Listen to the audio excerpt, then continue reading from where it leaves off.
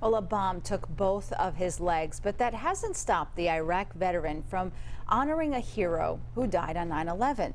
I, along with photojournalist Doug Cunningham, went along with the veteran from Holbrook as he made a hero's journey at this year's Tunnel to Towers run.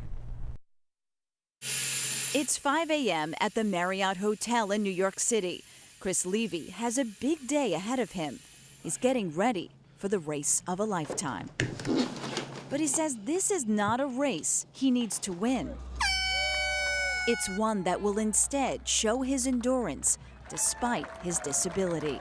Levi, a wounded military vet from Holbrook, will test his physical limits as he walks 3 miles through the Brooklyn Battery Tunnel in what's known as the Tunnel to Towers run. 2,400 West Point cadets line the route. As they run through the tunnel, the cheering gets louder.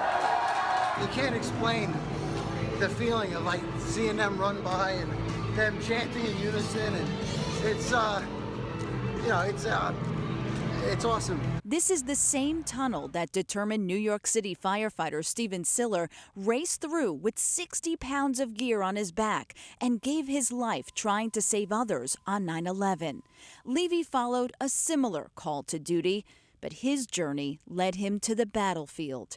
In March of 2008, the Army corporal lost both his legs when a pipe bomb blew up near his Humvee in Iraq. I figured as long as I fought to stay alive, they would do everything they could to keep me alive.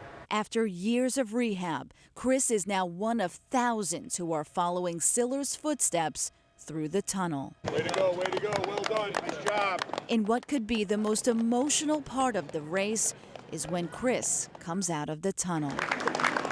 Here he's greeted by first responders who wear the pictures of the 343 fallen firefighters who lost their lives on 9/11. And when it's hard for Chris to push through, it's the cheers and the applause he gets along the way that get him through this. Nice job. As Chris nears the finish line, Awesome job. Thank you for being here. he says it's certainly not the end of his mission to remember the sacrifices made by first responders on 9/11.